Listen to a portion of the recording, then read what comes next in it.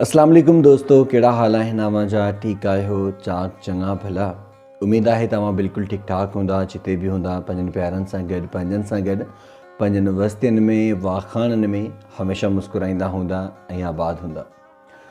दोस्तों, असांजी कोशिशि इहा हूंदी आहे त अव्हांखे मोटिवेट कजे, अव्हांखे रस्तो ॾेखारिजे जितां अव्हांखे कामयाबी मिली सघे, अव्हांखे उहा राह ॾसजे जंहिं ते अव्हां हली करे अव्हां पंहिंजा मक़सद पूरा करे सघो, अव्हां कामयाबियूं माणियो।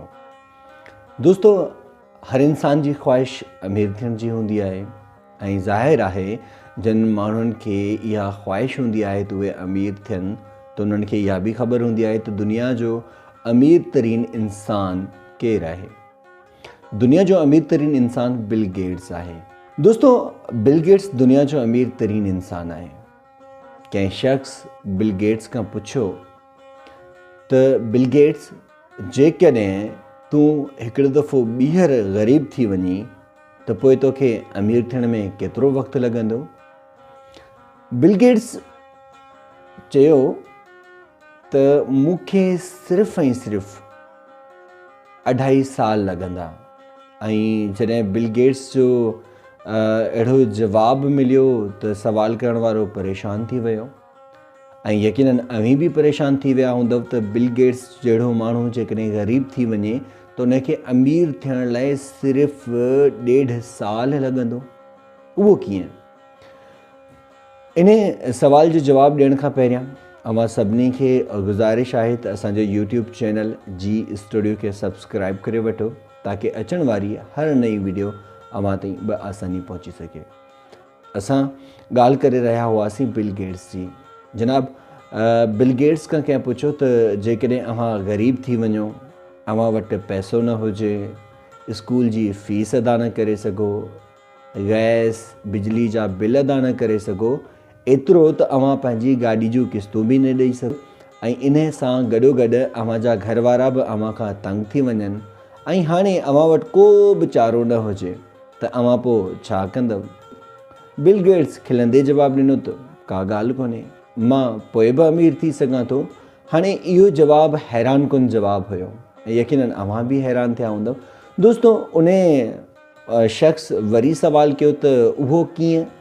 बिल गेट्स चयो त ॾिसो, मूंखे वरी बिल गेट्स थियण लाइ घटि में घटि 1.5 साल लॻंदो। इते दोस्तों अव्हांखे ॿुधाईंदो हलां त $103 हिकु सेकेंड में बिल गेट्स कमाईंदो आहे ऐं हिकु मिंट में $6080 कमाईंदो आहे। बहरहाल, अव्हांखे जेकॾहिं टोटल कैलकुलेशन ॾिजे जेका उन जे 24 कलाकनि जी कैलकुलेशन आहे, उहा जनाब पाकिस्तानी रुपीज़ में थिए थी $1,12,32,000 बिल गेट्स सिर्फ़ु 24 कलाकनि में कमाईंदो आहे। ऐं हाणे तव्हां पाण सोचियो त एतिरी अमाउंट जेको शख़्स 24 कलाकनि में कमाए थो, जेकॾहिं उहो ग़रीब थी वञे ऐं वरी उहो ई शख़्स दावा करे थो त मां एतिरी रक़म वरी बि 1.5 साल में कमाए सघां थो। हाणे सवाल पैदा थिए थो त उहो कीअं? जनाब, बिल गेट्स खां वरी पुछा कयूं त बिल गेट्स साहिब, अव्हां ॿुधायो उहो कीअं? बिल गेट्स ॾाढी ख़ूबसूरत ॻाल्हि कई ऐं जेका वाक़ई सोने जीअं अनमोल हुई। बिल गेट्स चयो त मूं 32 साल पंहिंजी ज़िंदगीअ जा उन शइ खे तलाश कंदे गुज़ारिया जेको कमु मां करे न पियो सघां। हाणे मूंखे ख़बर आहे त मूं में कहिड़े कम जी सलाहियत मौजूदु आहे। मूंखे हाणे ख़बर आहे त मां छा करे सघां थो। बिल गेट्स जो जवाबु यकीनन सोने में तोरण जहिड़ो हुयो ऐं इहा हक़ीक़त आहे त असां ऐं अव्हां जहिड़ा माण्हू हमेशह उहे कमु कंदा आहिनि जेके उन्हनि जे वस जी ॻाल्हि नाहे हूंदी। दोस्तों, हाणे जेकॾहिं अव्हीं असीं सोचींदासीं त वक़्त जो हुक्मरान असां थी वञूं, वक़्त जो बादशाह असां थी वञूं, न थी सघंदासीं। या अहिड़ो को माण्हू दावा करे वेहे त मां पाकिस्तान जो बानी थी सघां थो, ईअं बि नथो करे सघे। ऐं उन खां अलावा जेकॾहिं माण्हू इहो चवे त मां कतरीना कैफ़ सां शादी कंदुसि, उहो बि नथो करे सघे छाकाणि त उनजी शादी थी चुकी आहे। चवण जो मक़सदु इहो आहे त असां जेको कुझु करे सघूं था उहो नयो सोचींदा, असां उहो सोचींदा आहियूं जेको असां नथा करे सघूं, जेका असांजे वस जी ॻाल्हि न आहे। असां पंहिंजी ज़िंदगी उन्हनि कमनि में सर्व करे छॾींदा आहियूं जिन कमनि जी असांखे ख़बर ई न हूंदी, जेके कम असां करे ई नथा सघूं।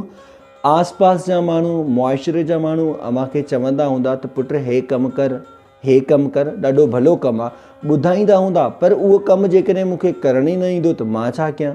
मूंखे चांहि तयारु करणु न ईंदी हूंदी ऐं मां होटल खोलींदुसि, ज़ाहिरी ॻाल्हि आहे न, मां किरंदुसि। तव्हां जेकॾहिं दुनिया नथा घुमी सघो त पंहिंजो पाकिस्तान घुमी ॾिसो, जेकॾहिं पूरो पाकिस्तान नथा घुमी सघो त पंहिंजो शहरु घुमी ॾिसो। का नंढड़ी दुकानु खोलियो, को नंढड़ो कमु करियो जेको अव्हां करे सघो, जंहिंमें अव्हांखे कॉन्फिडेंस हुजे त मां ही कमु करे सघां थो, तव्हां उहो कमु करियो। बिल गेट्स जी ॻाल्हि मां इहो वाज़े आहे त इंसान जे अंदरि जेके ख़ूबियूं हूंदियूं आहिनि, जेकॾहिं उन्हनि ख़ूबियुनि खे उहो सुञाणे वठे त उनखे अमीर थियण खां को बि रोके नथो सघे। दोस्तो, इहा हक़ीक़त आहे त जेको कमु अव्हांखे अचे थो, जंहिंमें अव्हांजो एक्सपीरियंस आहे, जेको अव्हां सुठे नमूने सां करे सघो था, उहो कमु करियो।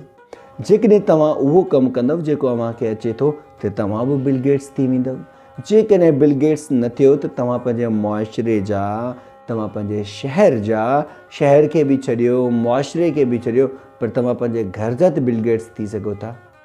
दोस्तो, उमेद आहे त अॼोकी वीडियो अव्हांखे पसंदि आई हूंदी। जेकॾहिं अॼोकी वीडियो अव्हांखे पसंदि आई आहे त असांजे यूट्यूब चैनल खे सब्सक्राइब बि कजो, हिन वीडियो खे लाइक शेयर बि कजो, ताकी अव्हांजा दोस्त बि असां ताईं पहुची सघनि। पंहिंजो खोड़ सारो ख़्यालु रखिजो। इंशाअल्लाह वरी अव्हां सां मुलाक़ात थींदी। तेसिताईं अल्लाह निगहबान।